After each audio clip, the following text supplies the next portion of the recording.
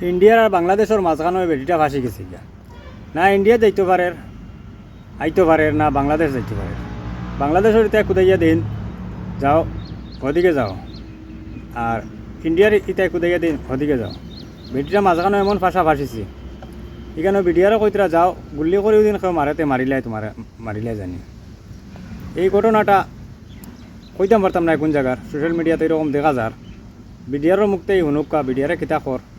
আমরা ইন্ডিয়ার বিএসএফ তো বোয়া তখনও দেখি আর কোনো আলাপ আলোচনা নাই আর কিন্তু বিডিআরে কিতা কর তোলা হুনুকা ভিডিওটা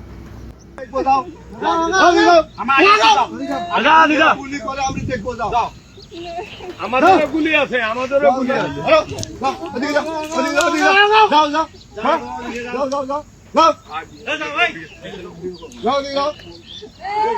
একবার বারে বারে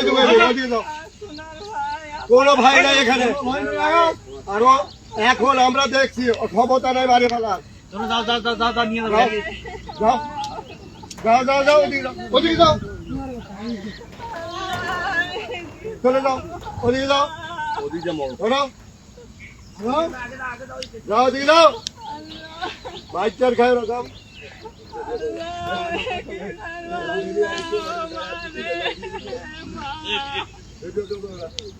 খুব সম্ভবত বোঝা যায় এই মহিলাটা আনা পাসপোর্টে অবৈধভাবে আইছে আর কি বাংলাদেশ ইন্ডিয়া থেকে হয়তো বাংলাদেশ আইছে না এটা বাংলাদেশ থেকে ইন্ডিয়াতে আইছে যে কোনো একটা রাষ্ট্র আছে এই মহিলাটা খুব বেশি কান্দা কুটা করে